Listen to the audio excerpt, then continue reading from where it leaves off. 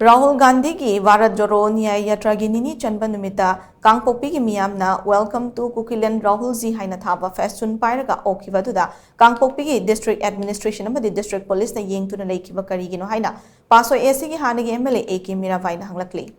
Hiramasiga mari lainana ngasi PATSOI da leiba mahaki mayumda pangthokiba paugi mifam amada makna makha tana hai Rahul Gandhi ki khongchit asidi machoi tadun leiraba leipak asi amato oina punsinduna matti khraba miyoi hak fanghana bagi pandamda pangthokpani adubu laibak thibadi ngarang KANGPOKPI da miyoi kharana welcome to Kukiland Rahul ji Haina Thaba Festoon Pairaga Rahul Gandhi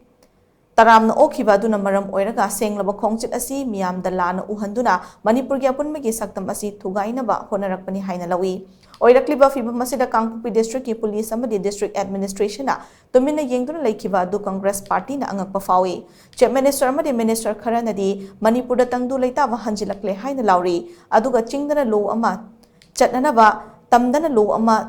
chatnanaba gi mong ama tawriba asina miyamda chamamnaba pokhale athuba matamda thodok aduda Jennifer Singhi mathakta lengakna akanba action lokhatkadabani haina makna makhatana phongdoke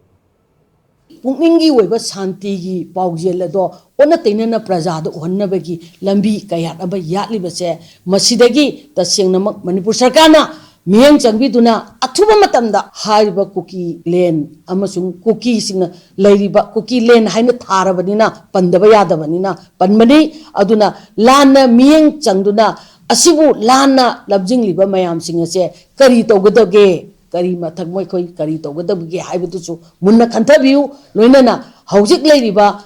Manipur gi chiraba tampham asidaida aigi kangluk ki oiba rajniti tawduna kangluk ki oiba miyeng khaidoktuna masida Manipur da thamoi hena awaba gi mathakta awaba piannaba praja ki marakta nungsi chanaba purakpagi mahutta lon tongan ba wakhalonda thabak tawrpa tarabadi sarkar asi leirubagi artha leitre haibase ai thamjaningi